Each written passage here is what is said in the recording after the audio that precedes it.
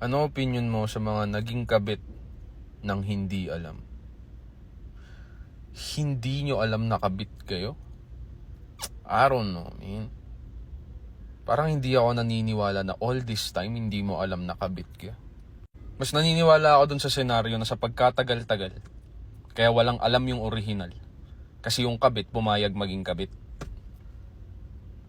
Pero yung all this time, sa pagkatagal-tagal, hindi mo alam na kabit ka? Tangina. Paano? Paano nakalusot yun, min? Di ba? May tinatawag kayong girl's intuition. Diba? May tinatawag kayong gut feeling. Sinasabi nyo na palaging malakas yun. Malakas din kayong maghinala. At ang pinaka-importante dun, matindi kayong mag-NBI. So, imposible para sa akin for the longest time, hindi nyo malaman na kabit kayo. Siguro the first few months pwede pa. Pero yung naaabot na ng taon, tas hindi nyo pa rin alam, hell na! Because the way I see it, ladies and gentlemen, walang ganong klaseng lalaki yung sobrang galing magtago ng kabit o ng asawa. Walang ganon, min.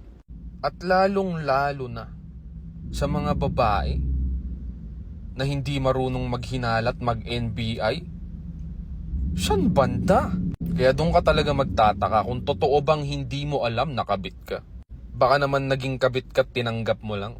Tapos pag nagkwento ka na sa iba, para ikaw yung biktima, sasabihin mo hindi mo alam.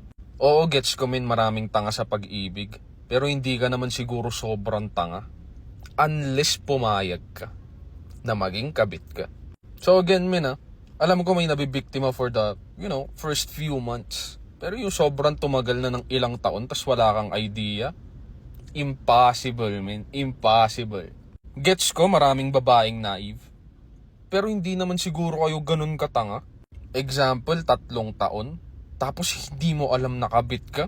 Oh, come on, man. Wag ako. More like yung ilan sa inyo, alam nyo.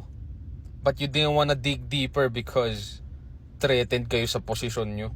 Yung tipong kahit alam nyo ng tama kayo, pinipili nyo pa rin sabihin sa sarili nyo na mali yung iniisip mo. So anong balak?